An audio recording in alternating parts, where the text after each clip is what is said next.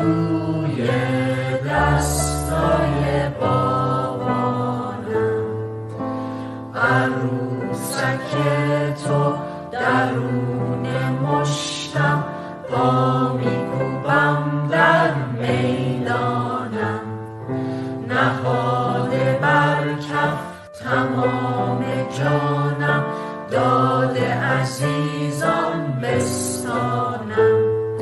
من داغ دگران دیدم، من خشم مادران دیدم، جای بازی و آزاد تو که اسپرنده ما شب محسا سرور سرمداد به خان کشد سرور بر شود که این وطن وطن شود. بینندگان عزیز تلویزیون حزب کمونیست ایران، درود بر شما. درود بر انقلاب مردم ایران، درود بر انقلاب زن، زندگی، آزادی، درود بر عزم راسخ و پولادینتان، مبارزانی که در طول 3 ماه و چند روز گذشته با اعتراضات و اعتصاباتتون در خیابونها بودید.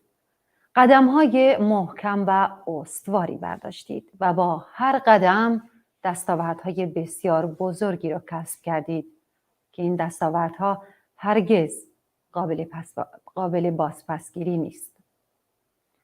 در طول 3 ماه و چند روز گذشته ما شاهد بودیم که عزیزان معترض، مردم ایران، جوانان انقلابی چطور در خیابونها کشته شدند و بیشترشون با شلیک مستقیم نیروهای سرکوبگر جونشون را از دست دادن. چطور در زندانهای مخوف دیکتاتوری جمهوری اسلامی زیر شکنجه جان باختند و همین الان که ما با هم داریم صحبت میکنیم عده زیادی از این عزیزان زیر انواع و اقسام شکنجه های روحی و جسمی قرار دارند. رژیم با اعدام، سرکوب، بازداشت، شکنجه و زندان میخواد که استقامت، مقاومت و مبارزه مردم رو در هم بشکنه، غافل از این که با هر خونی عزم مردم ایران جزم‌تر میشه تا سرنگونی کامل این دیکتاتور.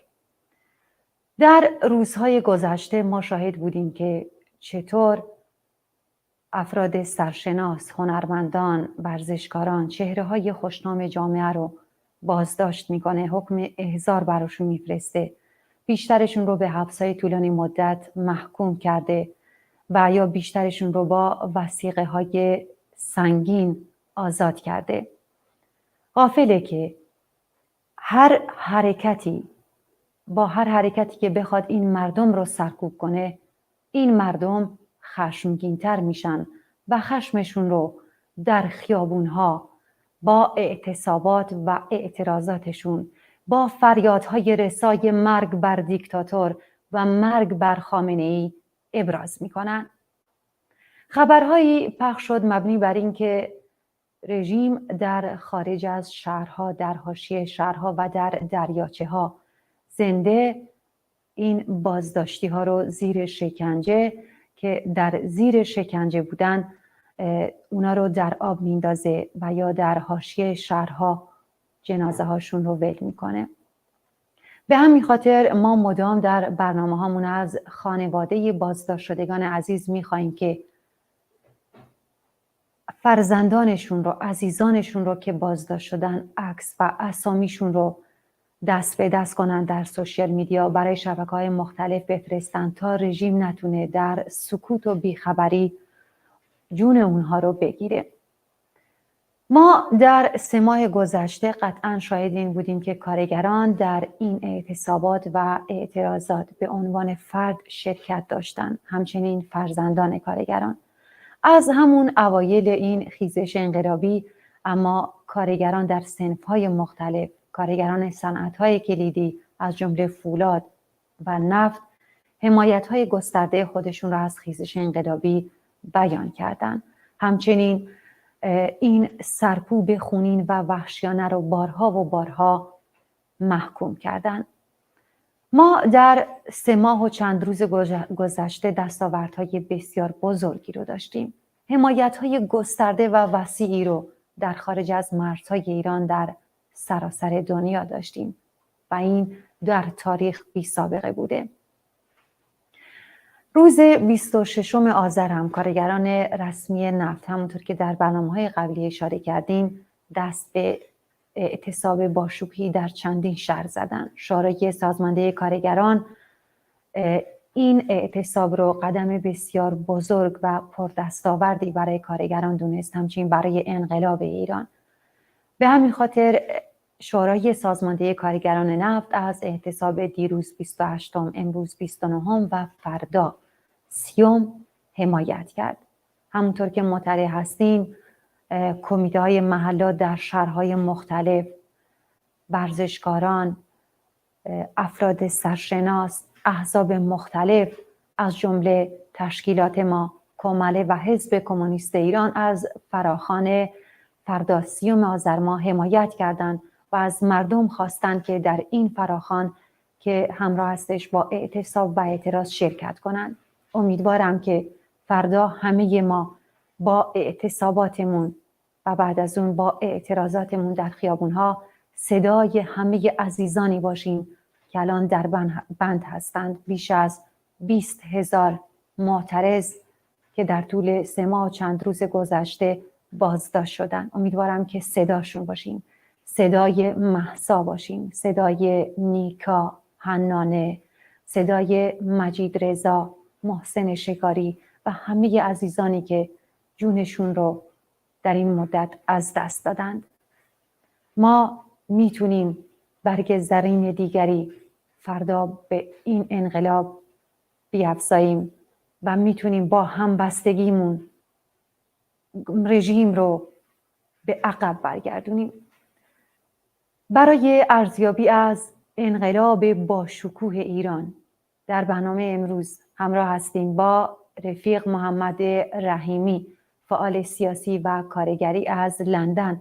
رفیق محمد گرامی سلام و درود، خیلی خوش اومدید. خیلی خوشحالم که در خدمت شما هستم و ممنونم که یک بار دیگه وقتتون رو برای تلویزیون ما گذاشتین. درود بر شما، خسته نباشید و درود میفرستم به همه بینندگان عزیز برنامه، به همه کسانی که طی 3 ماه گذشته با جانفشانی های خودشون سینه‌شون رو سپر کردن در مقابل رژیم، جانی ترین رژیم تاریخ، و تونستن قدم های زیادی این رژیم رو در عرصه های مختلف به عقب برانند و ترس و دلخوره در درون سران این رژیم بیفته.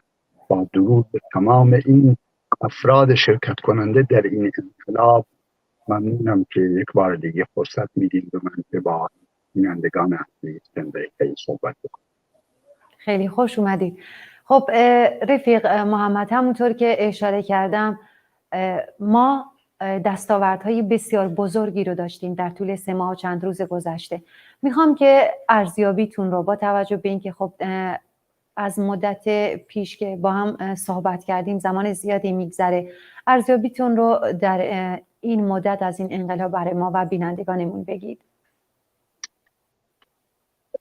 یک زورآزمایی خیلی جدی در میان رژیم جمهوری اسلامی، رژیم سرکوبگر از یک طرف، و مردم به جان آمده که خودشون رو سازمان دادن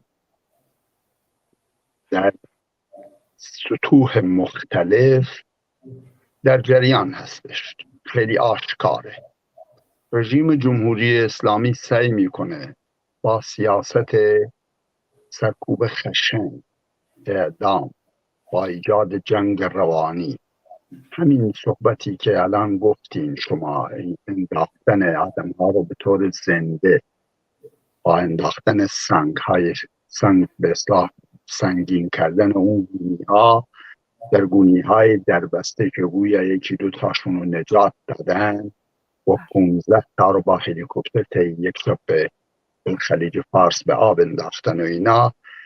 از این بگیر حالا حقیقت بودن یا نبودنش، این به نظرم از نمونه های اون جنگ روانیه، یا اینکه مثلا تجاوز به دختران و زنان زندانی. به نظر از این که این رژیم یک رژیم فاشیستی ایدئولوژی که دوست دارم بپردازیم بهش در ادامه برنامه، به اصلت این رژیم و ازش برمیاد هر جنایتی، ولی من این رو از جنس همین جنگ روانی میبینم، چون میدونی در طی هر انقلابی در تاریخ دو قطب وجود دارن، قطب دشمن که رژیم جانیه و قطب انقلابی که دیگه پاک باختن، خودشون رو آماده کردن برای پیشبرد انقلاب و به ثمر رسانده و به نتیجه رساندنش. ولی در میان این دو قطب اقشاری قرار دارن که در اون وسطش بخصوص یک اقشار کاملا پرعده‌ای هم هستن که حالا کلمه خاکستری بهشون گفته میشه، آدمای بی تفاوت میتونه از لحاظ سیاسی بهشون گفته بشه یا القاب دیگری. به نظر من جنگ سر اینه بین رژیم از یک جانب و انقلاب از طرف دیگه، که این توده میانی، یعنی ما با این حرکت، با این اقداماتی که انجام دادیم که این 3 ماه و چند روز، سعی کردیم که نیروهای تقریبا حاشیه‌ای خود رژیم رو دچار ریزش بشن، خودشون رو سوا بکنن از نیروهای سرکوب رژیم. اگه ما بتونیم این رو به نتیجه برسونیم، پیروزی از جانب مال ما ها. عکس این، اگه رژیم جمهوری اسلامی بتونه این نیروهای به اصطلاح میانی، حالا شما بگیر یعنی توده وسیع، مثلا معلمی، بازنشستگان، چه میدونم زنان، ملیت ها، قومیت های به اصطلاح ملل ستمدیده ساکن ایران، یعنی نیروی وسیع توده ایش رو میگم. اگه بتونه از طریق این جنگ روانی، از طریق این خشونتی که به کار میبره، از طریق این اقدامایی که میکنه و تیراندازی مستقیم در این مناطق ملی که شدیدتر بوده و اینها، سعی میکنه این توده‌ای که یعنی انقلابی نیستن ولی تفاوتی مثبت دارن برای انقلاب به قول لدی، که مدن به سمت انقلابیون و علیه رژیم گاه و بیگاه در تظاهرات ها شرکت میکنن. اگر رژیم بتونه اینا رو دوباره به خانه هاشون پس بفرسته، که خودشو نجات میده از این بحران هم برای یک دوره دیگه. اگه نتونه و ما بتونیم بیشتر نیروهای رژیم رو دچار ریزش بکنیم، خب پیروزی نصیب انقلاب میشه و رژیم مجبور باروبندیش رو بپیچه و بره.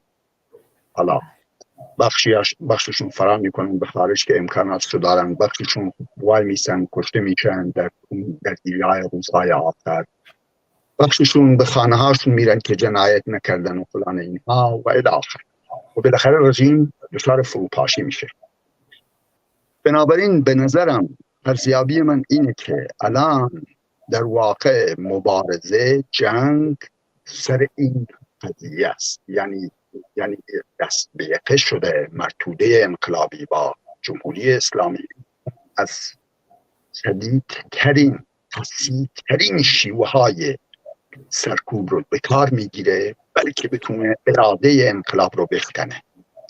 بالعکسش خب ما هم از طریق این که هر روز قشر جدیدی اضافه میشه به انقلاب، مثلا الان همین اعتصاباتی که به اصلاح نیروهای سیاسی هم پشتیبانیش کردن، خوشبختانه کارگرای رسمی نفت این مسئله رو برای این 3 روز اعلام کردن و اینها، این در تقویت اراده انقلابی به شدت مؤثره و باعث میشه که در واقع هر روزی، هر لحظه ای که ما بتونیم ادامه بدیم.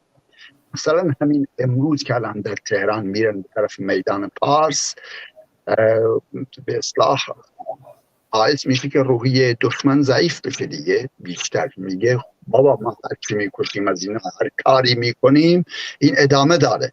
در نتیجه این باعث میشه که این نیروهای بسیار دو دل، نیروهای متزلزل‌تر که دچار تزلزل بیشتری هستن، این نیروها جدا بشن بیشتر و بیشتر از رژیم و محدوده اقداماتش تضعیف بشه جمهوری اسلامی.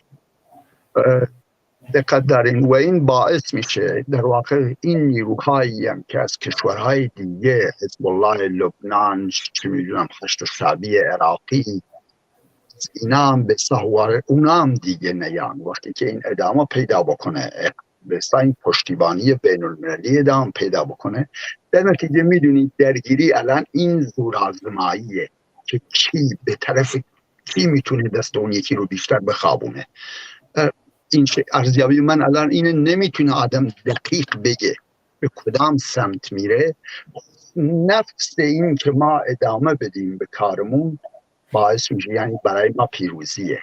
میدونی هر لحظهش، هر ثانیهش، هر روزش که الان فعلا داره بیش از 3 ماه گذشته و کارگرای رسمی نفت، نه تنها کارگرای پیمانی که همیشه بودن، اینا کارگرای رسمی که معمولاً طرف چیز زیادی داره برای از دست دادن، شغلش رو، یعنی قرارداد کاریش رو میتونه از دست بده، اخراج بشه به دلیل شرکت با این و در نتیجه یه مقداری محافظه کارترن. میدونی چون موقعیت شغلیشون به بدی کارگرای پیمانی نیست، لذا محافظه کارانه تر معمولا برخورد کردن. چه در انقلاب 57 اینجوریه، کسایی که یادشون باشه، چه الان هم همین شکلیه.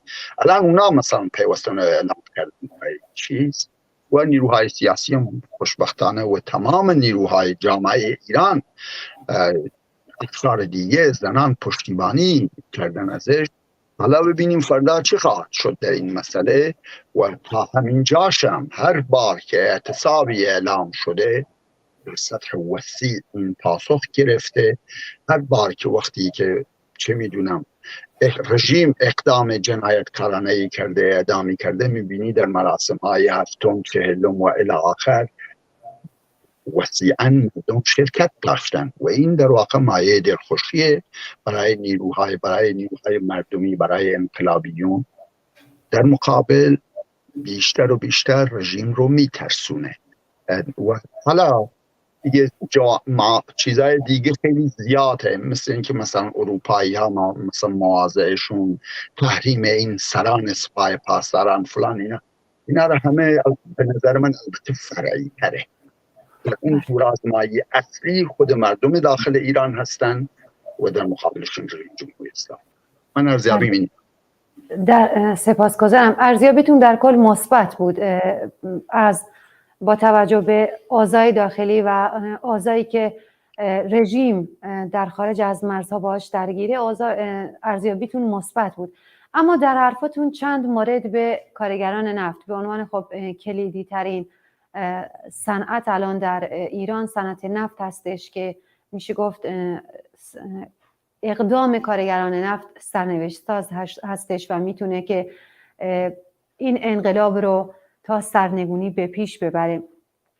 ما خب در مقدمه هم اشاره کردم که کارگران از همون روزهای اول از جمله کارگران صنعت نفت از این انقلاب حمایت کردند، سرکوب عریان رو محکوم کردند و چندین مورد هم دست به اعتصاب زدند و آخرین نمونه روز 26 آذر ما بود که روزی بود بسیار پر دستاورد، اونم کارگران رسمی نفت که شما اشاره کردین. خب با توجه به اینکه ما داریم به سال جدید نزدیک میشیم و همیشه ماهای آخر سال چون تعیین بودجه و دستمزدها هستش، کشمکشی هستش بین کارگران و کارفرما، چون میبینیم که در چندین سال گذشته دستمزدها چندین برابر زیر خط فقر بوده و قطعا با این اوضاع اقتصادی نابسامانی که رژیم درگیر هست با اون قطعا نمیتونه این بار خیلی کمتر از یعنی زیر خط فقر دستمزدها رو تعیین میکنه و کارگران قطعا اینو قبول نمیکنن، از جمله کارگران نفت که گفتم یه صنعت کلیدی هستش. شما چند ماه گذشته رو با توجه به اقدامات کارگران چطور ارزیابی میکنید؟ چطور میبینید؟ آیا فکر میکنید که با توجه به ارزیابی مثبتتون دستاوردهای بیشتری در انتظار مردم معترض ایران هست یا نه؟ بله نظر من اینه. ببین فشار خارجی الان مثلا چین در رابطهش با جمهوری اسلامی یه مقداری پا پس کشیده، یعنی اینا همه از ارزیابیشونه که این رژیم ماندنی خواهد بود یا نه. میدونی که اون رابطه بسیار وسیع داشت از لحاظ اقتصادی. حرکت چین را یادم نگاه بکنه میتونه ازش مثلا غربی ها و پایی ها الان در میز مذاکره با وزیر خارجه جمهوری اسلامی میگن که بایستی دست از اعدام داخلی و پشتیبانی از روسیه بکشیم. زیاد نمیخوام با این موضوع چون ارتباط مستقیم مورد بحث ما نیست. خود این تا چه جایی رژیم جمهوری اسلامی از این دادن درون ها به روسیه خودداری بکنه فلان، چون شاید منبع درآمدشه، میدونی، و ایلا نمیتونه خودشو سر پا نگه داره تا حقوق اون افراد سرکوبگر خودش رو بده. دقت دارید. لذا تا چه درجه‌ای، چون بالاخره غرب الان اومده سر این 3 نفر تعیین کردن برای کمیته حقیقتیاب سازمان ملل. دقت دارید برای همین قتل ها و فلان دولتی که انجام میگیره. یکی بنابراین این مسئله رو بگیم فشار خارجی و دیپلماتیک و فلان اینا بر جمهوری اسلامی. و این یک طرف جمهوری اسلامی نتونسته علی رغم تمام اون سبوعیتی که به کار برده ظرف 3 ماه و چند روز گذشته نتونسته جلو پیشرفت انقلاب رو بگیره، همچنان ادامه داره. همین امروز الان تو تهران و چندین شهر دیگه این ماجرا ادامه داره. دیروز ادامه داشته، در عدد 10 شهر هستش. یعنی نتونسته کاملا خاموش بکنه. خیلی واضحه. خب جوانان الان مثلا در بسیار چیزای 10,000 نفره نمیان بیرون، چون نمیخوان، چون رژیم بالاخره با توجه به نیروهای جاسوسی که داره، دوربین ها و فلان اینها، میرن اونا رو شدید روش کار میکنن، شناسایی میکنن، میرن سراغ افراد و به خاطر این نشه مثلا منتها همچنان به حوزه های علمیه حمله میشه، آتششون میزنن. یعنی بله، روزانه دارن تاکتیک هاشون رو عوض میکنن که نیروهای سرکوبگر رو سردرگم کنن. منظورتون اینه؟ دقیقاً. یعنی انقلاب فراز و فرود زیاد خواهد داشت. ببین میخواستم به این نکته گفتم رژیم ایدئولوژی که بر بگردیم، بذار اینجا یه مقدار خم بشم من روی این قضیه، چون این مهم، ما دشمنمون رو بشناسیم مهم. رژیم جمهوری اسلامی از نوع رژیم هایی که ایدئولوژیک هستن و خودشون رو میدونن، یعنی به سادگی قبول آقای خامنه‌ای قبول نمیکنه. از روز اول هم آدم فاسد و خبیثی بوده و صرفاً برای جیبش اومده و برای دزدی، میدونی، اعتقاداتی دارن. حالا صرف بماند که در قشر رهبری خب کاملا فاسد شدن و صرفاً برای مالندوزی. الان از سران پاسداران بگیر تا روحانیون سطح بالا و فلان، همشون الان مسئله دزدی های خودشونه و بیلیونه که به اسم پسراشون و فلان اینا و آقازاده هاشون بفرستن به خارج. هیچ انگیزه دیگری ندارن در اون جایگاهی که هستن. منتها در بدنه این نیروهایی که مثلا اعضای سپاه پاسداران، یعنی اون شکلی نیست. هنوزم ایدئولوژیک فکر میکنن که در واقع اگر چنانچه دشمنان، ظالمین، ستمگران از به قول خودشون این شعارهایی که میدن اجازه بدن، مستکبرین و فلان، اینا دنیا رو گل و بلبل خواهند کرد. دقت داری؟ تصوراتشون تعدادی هنوز هستن اینجوری. تا اون تعداد هستن اونا می جنگن. میخوام روی این تکیه بذارم. یعنی رژیمی نیست برخلاف مثلا رژیم گذشته که یک رژیمی بود اصلا هیچ گونه حسی نداشت به کاری که میکرد و میدونست که این نماینده سرمایه جهانی ژاندارم منطقه است، شاه رو میگم. لذا وقتی که مثل چیز کارتونی وقتی که پاشید، یعنی حتی 4 روزم دیگه نمیتونست مقاومت بکنه. در این مورد مقداری متفاوته، ما باید بشناسیم این رو. این رژیم سرکوبگرتره، خشنتره و مقاومت بیشتری هم میکنه و اینجوری نیست که در واقع اون کسایی که 17 تا رو که الان آوردن اروپا و اسمشون رو برده سران سپاه پاسداران و فلان اینها، مثل خسروداد و تیمسار مدنی و فلان و الوبل نیستن دوره شاه که یک نفر چی میدونم یک جنرال آمریکایی بیاد از زیر بهشون بگه دی پشتیبانیتون رو قطع بکنین، اونا پشتیبانیشون رو قطع بکنن. متفاوت هستن این دوتا. با ارتش اون زمان این نیروی سپاه پاسداران این متفاوت عمل میکنه. اینو خوب ما بدونیم و الا دچار یأس میشیم، و الا انقلاب دچار یأس میشه. توده‌های داخل ایران این مسئله رو میفهمن که دشمنشون کیه، چه تیپیه. 43 سال 44 سال الان داریم واردش میشیم که باش طرف هستن.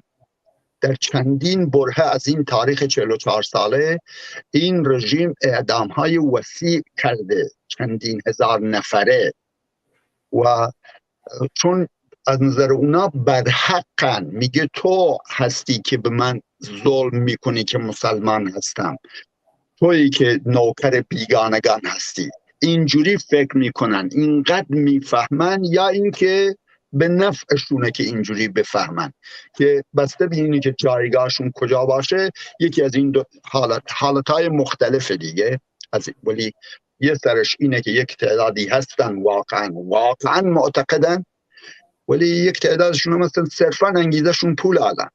در این میان، در بین این دو تا قطبشون افراد دیگری هستن که بخششون نزدیکترین با اولیا، بخششون به دومیا و الی. لذا و مردم ایران اینو تشخیص دادن. این تغییر تاکتیک هاشون روزانه که میبینی علتش اینه، چون میخوان ادامه کاری داشته باشه جنبششون، و ادامه کاری داشته، این اثبات شده. وقتی یک رژیم نتونست ظرف 3 ماه یک اقدامی رو، حرکتی رو سرکوب بکنه، حرکت شهری، با دست خالی، اقدام بعدی اینا شروع میکنن بیشتر گوشمالی میدن نیروهای رژیم رو.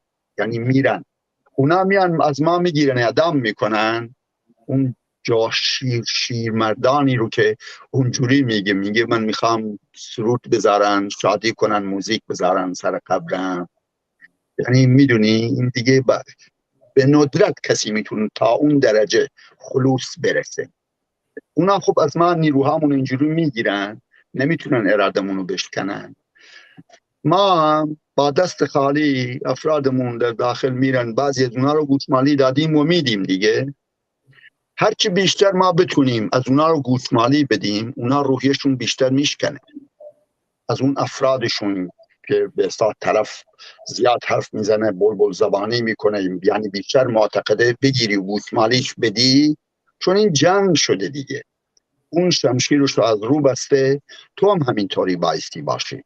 لذا این بین این دو تا نیرو دیگه در این زورآزمایی و گلاویز شدن، حالا ببینیم اراده کی زودتر میشکنه. ما نشون دادیم 3 ماه، بیشتر از 3 ماه نشکستیم. ما متناسب با شرایط تاکتیکامون رو تغییر دادیم ولی نشکستیم. جنبش ادامه داره. هرچی بیشتر ما بتونیم با اتحادمون، قبلا هم من این رو گفتم، صفوف خودمون رو متحدتر بکنیم از لحاظ احزاب سیاسی، تشکل‌های مدنی، فرهنگی، صنفی، فلان، بگیر تا توده ها در کف خیابان. هرچه این صفوف بیشتر متحد بشن و بتونن بیشتر در صفوف دشمن پراکندگی ایجاد بکنن، شانس پیروزی ما بیشتره.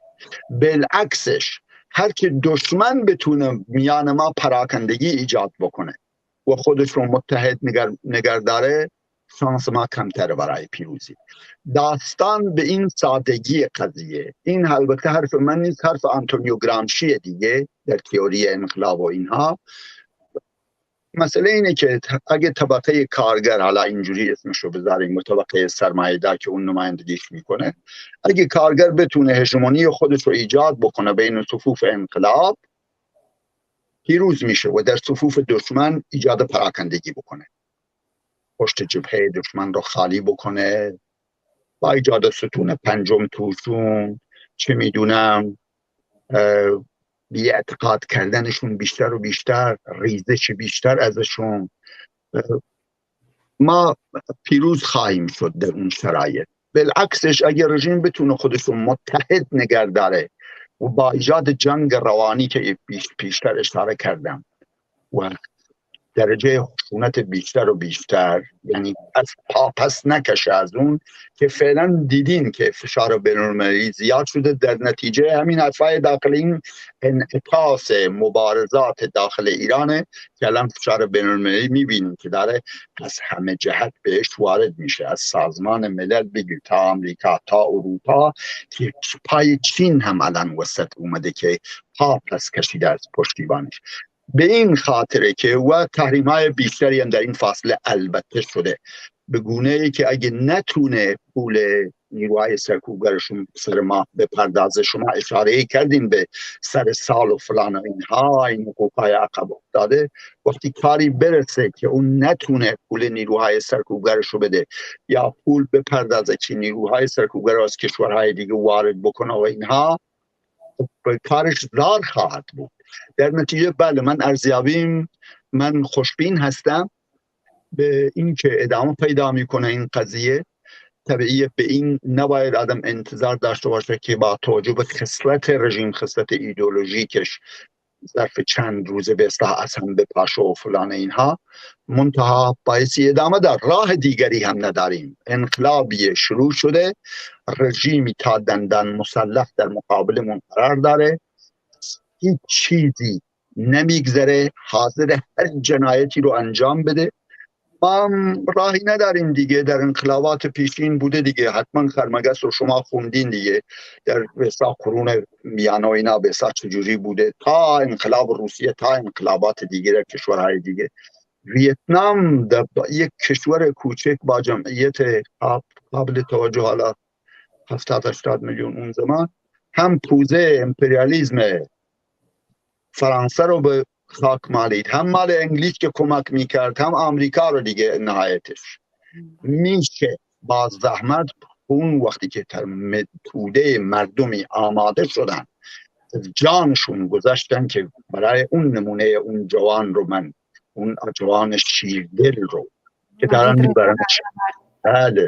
میبرنش برای اعدام، میگه آره نمیخوام این چیزا رو که قرآن بخونن فلان بکنن. یعنی دیگه کاملا فهمیدن با یه رژیم ایدئولوژیک اسلامی طرف هستن و میگه من از حد چی که تو نمایندگیش میکنی بیزار هستم و این مردم بیزار هستن از این رژیم دیگه. حالا آیا میتونه رژیمی که تکیه زده بر سر نیزه کاملا روش بشینه؟ خب سوراخ خودش هم زخمی خواهد کرد دیگه این سر نیزه، چون شمشیر دولبه است، چون نمیتونه تا ابد دوام بیاره. در نتیجه هم رژیم نقاط ضعف زیاد داره، ما هم خب نقاط ضعف داریم. ما نقاط ضعف میدونیم، نبود اتحاده. هر کی اتحاد صفوف اونو بیشتر متحد بکنیم یعنی پاسخ دادیم اون ضعف ها رو برطرف میکنیم. ما دقت داری و این با احزاب سیاسی کدامشون رو بکنن یک کلام، متحدتر عمل بکنن در پشتیبانیشون از داخل، از حرکات کارگری، از حرکات مردم، از گرفتن ابتکار به دست خودشون، پیشنهاد دادن برای همین روزهایی که دیدین 3 روز قبلتر بود، الان این 3 روزه باعث این فرهنگ اسلامی که آقای خمینی یادتون هست دیگه، شما البته سنت قد نمیده، یعنی این فرهنگ این جامعه رو کرد در واقع همین چهلم و این داستانهای چیز اسلامی رو این آقا چیز کرد دیگه، که فرهنگ ما هم بایستی فرهنگ مترقی خودمون رو بتونیم به فرهنگ غالب در جامعه بسا تبدیل بکنیم. داستان الان اینجوریه.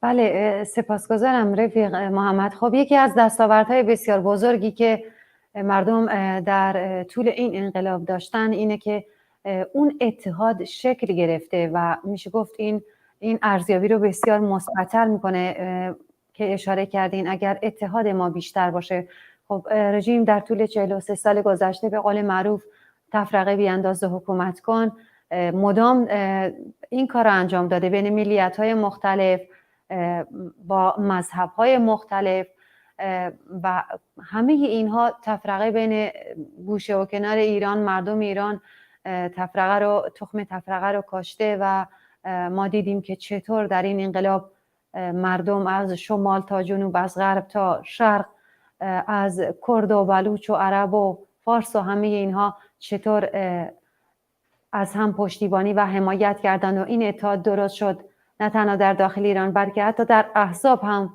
ما شاهد همبستگی هستیم، هرچند که کافی نیست، این اتحاد کافی نیست قطعاً و امیدواریم که بیشتر با هم متحد بشن و بتونن صدای رساتر مردم ایران رو بیان کنن. رفیق محمد، از حرفاتون سپاسگزارم، اما در داخل حرفاتون به کمیته حقیقتیاب اشاره کردین و مدتی هم هستش که ما شاهد یه حرکتی هستیم به اسم وکالت سیاسی، کسایی که معترضین عزیزی که به حکم محاربه محکوم شدن و یا حکم اعدامشون رو گرفتن در خارج از کشور، از جمله کشورهای فکر کنم آلمان و هلند که نمایندگان پارلمان وکالت سیاسی این عزیزان رو بر عهده میگیرن. شما نقش دولت‌های اروپایی رو چطور ارزیابی میکنید؟ آیا فکر میکنید که اونها هم صدای مردم ایران هستن یا اینکه مجبور شدن که صدای مردم ایران رو بشنون؟ و آیا این حرکات از جمله همین کمیته حقیقتیاب و وکالت سیاسی میتونه دردی رو از مردم ایران دوا کنه یا نه؟ متاسفانه پاسخ این سوال رو میدم و اشاره هم البته میکنم به این موضوع داخل از بحثمون. بذارین ابتدا اون موضوع داخل رو تمام بکنیم، بعد به این قضیه من پاسخ میدم. ببین، در مقابل مردم کاملا فهمیدن که دیگه، یعنی که رژیم طی این 43 ساله خواسته تفرقه ایجاد بکنه و این رو الان در بین توده های مردم این اختلاف دیگه نمونده. کرد به همون اندازه در تهران عزیزه که بلوچ هستش، که شمالی هست و الاخر. رشت و سنندج رو به عنوان قهرمان‌ترین شهرهای ایران الان چیز میکنن که هر دوش، اون مال گیله که این مال کرده داریم و خیلی نزدیکتر شدن مردم. همیشه مردم اینجوریه. صحبت بر سر اینه که آیا این مردمی که متحد شدن نمایندگی سیاسی هم میشن؟ این نمایندگی سیاسی، چون در صفوف اپوزیسیون شما بهتر میدونین که از راست هستش، یعنی نمایندگی مستقیم سرمایه بین المللی تا چپ تا نیروهای کمونیستی. ما بایستی محکوم هستیم که یک پلتفرمی ایجاد بکنیم، پلتفرمی که بر اساس اشتراکات این نیروها، یعنی که در واقع هر چیزی که تفرقه افکنانه باشه نمیتونه توش جا بگیره. ببین چیزی که چند چیز نمیتونه توش خیلی آشکار و واضح بگم، مثلا نظام پادشاهی که یک 44 سال پیش مردم ایران بهش گفتن نه این دیگه نمیتونه واقعا مورد مذاکره باشه، یا نظام اسلامی سازمان مجاهدین نمیتونه محلیت اعراب نداره، چون مردم ایران تجربه کردن 44 سال اسلام رو. منتها اگه ما بتونیم در همین صفوف اپوزیسیون کاری بکنیم که بیان بر چیزی که بیشتر مردم برش توافق دارن که نظام جمهوریه، منتها جمهوری که سکولاره، جمهوری که حقوق کارگرا رو برای حق تشکلیابیشون، زنان رو برای تشکلیابی و حقوقشون، حقوق اجتماعیشون، قانونیشون الی آخر، برابریشون با مردم و کنار زدن تمام اون بی حقوقی ها که در جامعه مرد سالار هستش علیه زنان. اگه بتونیم پلتفرمی ایجاد بکنیم که در واقع مورد خاص به همین انقلاب زن زندگی آزادی هست، به معنی با ترجمه مثبت این ستا کلام، زندگی به معنای حداقل زندگی به معنای همون دولت رفاهی که توی اروپا هستش، یعنی حقوق مسکن، یعنی حق زندگی، کسی رو نباید اعدام کرد به خاطر هیچ چیزی، گذاشتن کنار مجازات اعدام، یعنی این زندگی و مسکن مناسب، تحصیل مناسب، کار مناسب. میدونی این چیزاست زندگی به این معنی. این ترجمه یکی مثل منه یا ما هست. زن به عنوان در واقع که نظامات مذهبی و فلان اینا در طی تاریخ همیشه زن رو نیمه پستر، نیمه بدتر، نیمه از یونان باستان بگیر که زنان و بردگان حق رأی ندارن، که زنان هم در کنار بردگان ها. حالا دموکراسی های یونان باستان رو میگم 30 سال که دموکراسی مستقیم سران 10,000 خانواده میان، ولی زنان موقعیتشون اینه. بگیر تا قرون وسطا، یعنی در واقع دوران سیاه جامعه بشری در اروپا و اینها که وضعیت زنان فجیعه، تا اینکه سیاست کشورهای اسلامی علیه زن که ما دیگه خوب میدونیم دیگه، زن از چون کل مذاهب اینه که زن اصلا این ماجرا که از دنده چپ مرده این از چیز یهودیت دیگه به اسلام میرسه و اینها. تاریخ 3000 ساله این در چیز مذهبی و به مراتب بیشتر هم قبل از این مذاهب جهانی سگانه. به هر حال که حقوق زن رو در نتیجه بایستی بده، حقوق اقلیت ها رو بایستی بده، اقلیت های ملی، اقلیت های مذهبی. مثلا یارستانی ها و این مذهب اسلام معتقد نیستن، چرا بایستی اینا رو به خاطر اینکه معتقد نیستن شکنجه کرد و عذاب داد و تحقیر کرد و توهین بهشون کرد؟ یا مردم کرد یا مردم بلوچ چرا بایستی نتونن به زبان خودشون بخونن یا برابر حقوق باشن و حقوق شهروندی برابر داشته باشن و جامعهشون عقب نگه داشته بشه و اینا؟ به خاطر اینکه چون خطر میبینن، چون آنکه دندان دهد نان دهد، چون میدونن اگه به اینا دندان دادن نانم میخوان، به حقوق بیشتر میخوان، در نتیجه نمیذارن، عقب نگر میدارن اینا.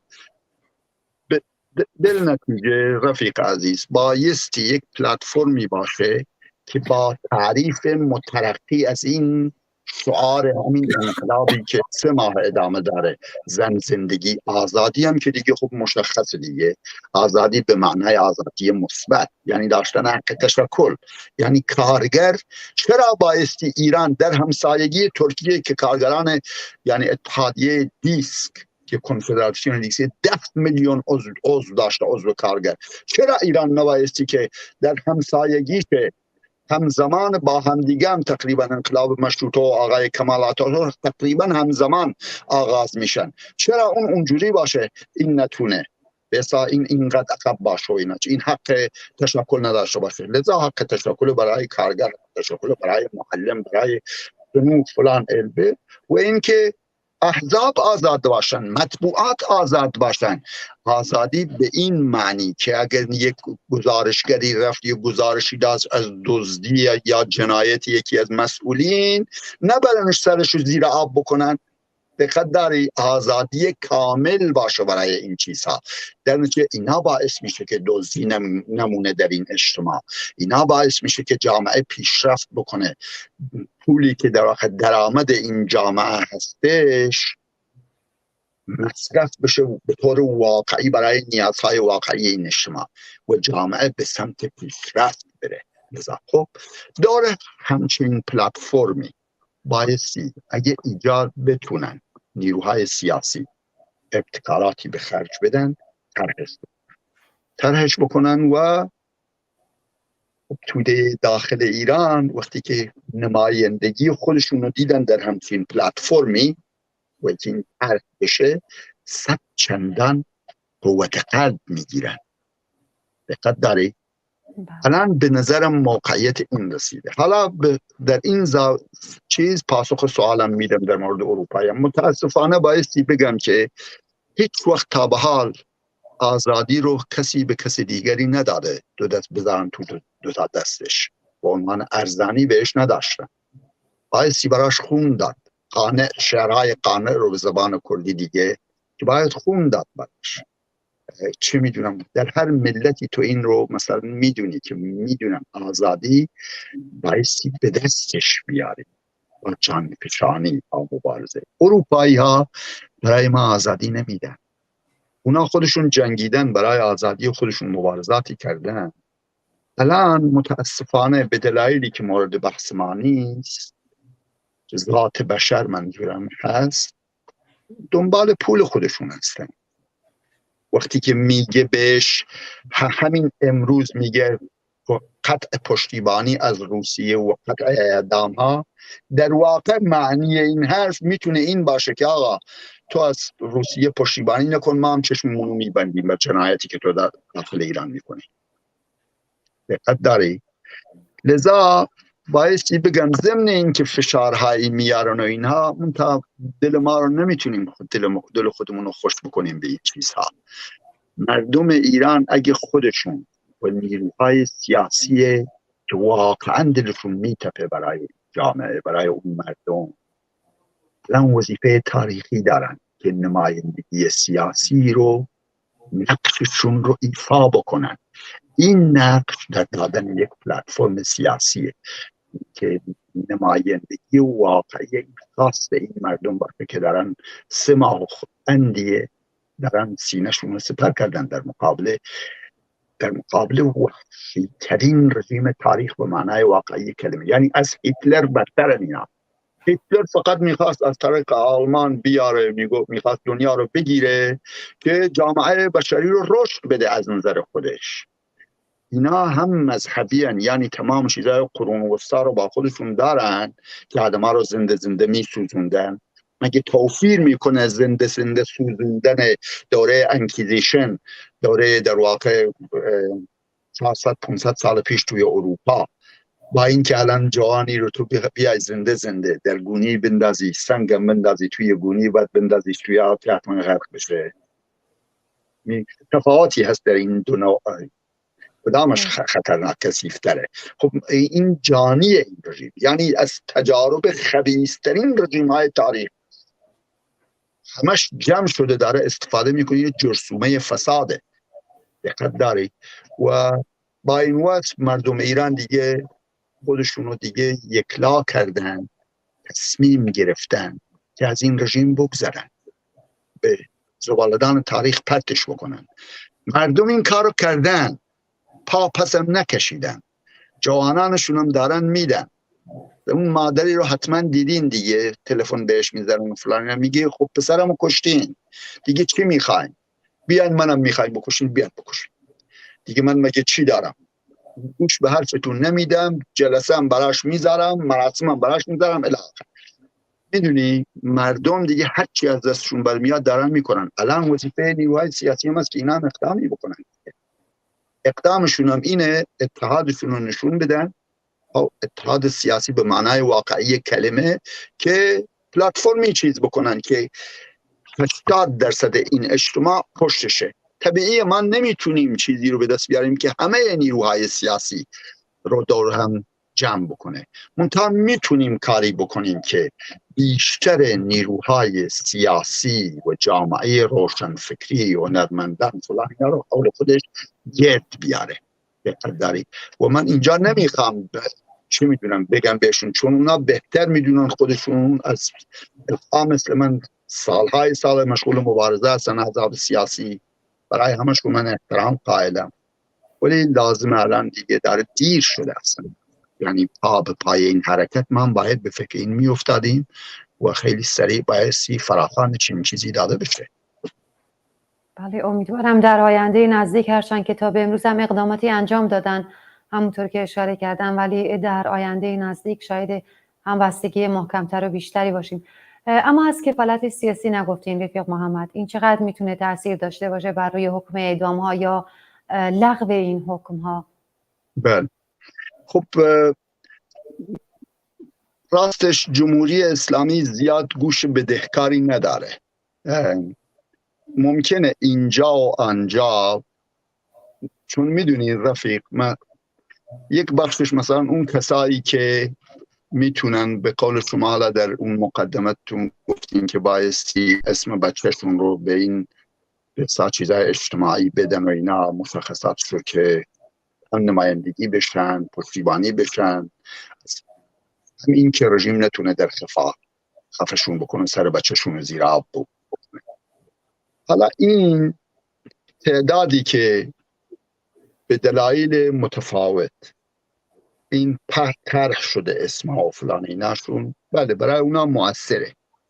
این که نمایندگان پارلمان کشورهای اروپایی بیان مسئولیتش رو بپذیرن و کفالتشون رو بپذیرن و الی آخر و پشتیبانی قانونی بکنن. منتها این رژیم تعداد به مراتب بیشتری رو در خفا داره میکشه، یادمون باشه. و در نتیجه برای اونا خودت میدونی که تأثیری نداره، تأثیری فوری نداره برای اون افرادی که زیر شکنجه کشته میشن یا مثلا میبرن جوری سر به نیست میکنن. دقت داری به 1001 شیوه این رژیم تجربه با ماشین های حمل گوش جوانان مردم سال 67 میبرد توی اون به خاوران خواب میکرد. خب رفیق محمد عرض که این جزو خبیثترین نیروی تاریخ دولت در تاریخ بشره و بله مؤثر برای اون افرادی که اسمشون طرح شده میتونن، ولی ما راستش بایستی به نیروی خودمون متکی باشیم قبل از هر چیز. بله.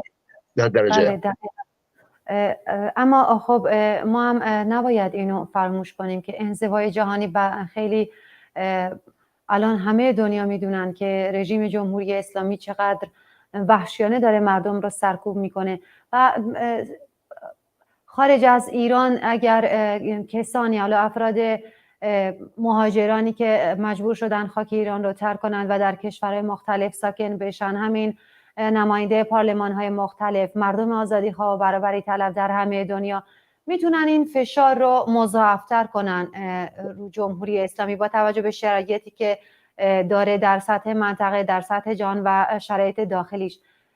زمان برنامه ما داره به اتمام میرسه. میخواستم اینو بگم البته که الان دیگه نمیتونه کشتارهایی رو که در دهه 60 انجام داده قطعا این بارم این کار رو تکرار کنه. به قول معروف، به قول خود خامنه‌ای، خدای 1401 که میگه همون خدای سال 67 قطعا خدای سال 67 نیست، چون در سال 67 ما میدونیم که هزاران نفر رو در سکوت خبری اعدام کرد و یا زنده به گور کرد حتی، ولی الان نمیتونه به یمن اینترنت و سوشیال میدیا و شبکه‌های مختلف. رفیق محمد، زمان برنامه ما داره به اتمام میرسه، چند دقیقه وقت داریم. شما اگه ناگفته ای دارید که بخواید به حرفاتون اضافه کنیم و یا پیامی دارید خیلی ازتون ممنون میشم، کوتاه در چند دقیقه. خیلی ممنون. عرض بشه طبیعی این کمترین کاری که پناهندگان ساکن خارج کشور که بتونن با جلب توجه احزاب، نمایندگان پارلمان، اتحادیه های کارگری، کنفدراسیون های کارگری، ILO الاخر بتونن توجهشون رو جلب بکنن، وادارشون بکنن که رژیم جمهوری اسلامی رو محکوم بکنن، فشار جهانی رو بر جمهوری اسلامی بیشتر بکنن. به هیچ عنوان من نخواستم با در واقع تأکید گذاشتن بر روی اینکه داخل که مهمه این رو بی ارزش نشون بدم. این ارزش خودشو داره و کمترین کاریم که و کمترین وظیفه‌ای که نیروهایی که تو خارج کشور هستن همینه. یه کارش یارو در سینه‌شو سپر کرده، خب اینم باعثی از وقتی کاریش بزنه فلان بره و دوتا اقدام انجام بده و انصافاً هم کار کرد شده. یعنی طی این 3 ماه حتی روزی نیست که هر کسی که من اصلا خودم در بین افرادی هستم میشناسم و اینا که اینا توی خیابان نبوده باشن، در میدان ترافلگار لندن یقداری و حالا فشار اینور اونور، سلطنت طلب اینور اونور هم تحمل کردیم و تونستیم در واقع نشون بدیم که بله فقط اونا نیستن، چهره واقعی مردم ایران رو نشون بدیم که فقط مال یک گرایش نیست، مال گرایشات متعدد فلان. و این بگیر تا اینکه مثلا وقتی که فرض بفرما اتحادیه‌های کارگری میان و محکوم میکنن از استرالیا و آمریکا و اروپا و فرانسه و آلمان و اینا، بگیر تا انگلیس و الی آخر، و این خودش ارزشمنده. این همبستگی جهانی کارگری دارای ارزشه وقتی که اینا، حالا چون این مسئله دراز مدت آدم بایستی ببیندش، این فقط تنها این نیست که یک پشتیبانی باشه امروز و یک محکومیت جمهوری اسلامی، این ادامه خواهد داشت. بله، منظور شما رو اتفاقا من خیلی خوب گرفتم و مطمئنم که بینندگانم گرفتن. همون حرف مارکس که میگه کارگران هر کشوری باید خودشون بر علیه حکومتش بلند بشن و دست به انقلاب بزنن. یک طرف میدونم که حرفا خیلی زیاد هستش، امیدوارم بتونم به زودی در یک گفتگوی دیگه همراه شما باشم. ما 1-2 دقیقه زمان داریم و متاسفانه مجبورم که از حضورتون مرخص بشم، باید ببخشید. متشکرم. درود میفرستم به مبارزین قهرمان داخل ایران که جانشون دارن فدا میکنن در راه آزادی. درود بر شما. سپاسگزارم که دعوت ما را قبول کردید. درود بر شما. بله بینندگان عزیز، به این ترتیب به پایان گفتگوی امروز رسیدیم که گفتگوی بود با رفیق محمد رحیمی، فعال سیاسی کارگری از لندن همراه ما بودن. فردا یادمون باشه 30 آذر ماست. ما هم در کنار همه مردم ایران باشیم، دست به اعتصاب بزنیم و باز هم یک بار دیگه با اتحاد و همبستگیمون به جمهوری اسلامی بگیم که تو باید بری. برای تمام عزیزانی که در طول 3 ماه گذشته جونشون رو از دست دادن، برای تمام عزیزانی که الان در زندان ها هستند، برای زن، زندگی، آزادی. به امید پیروزی تا دیداری دوباره، شاد و سربلند باشید.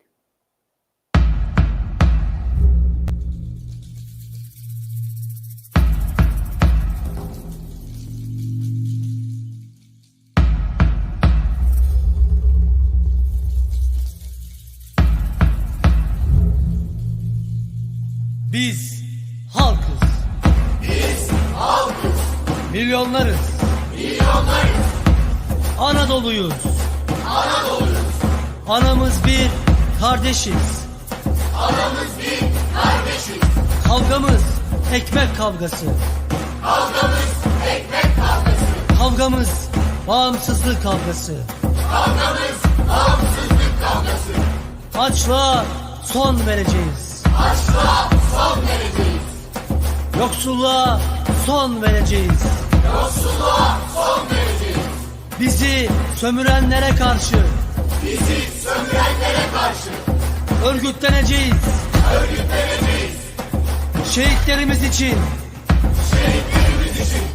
adalet için, özgür vatan için, her yerde, her şeyde,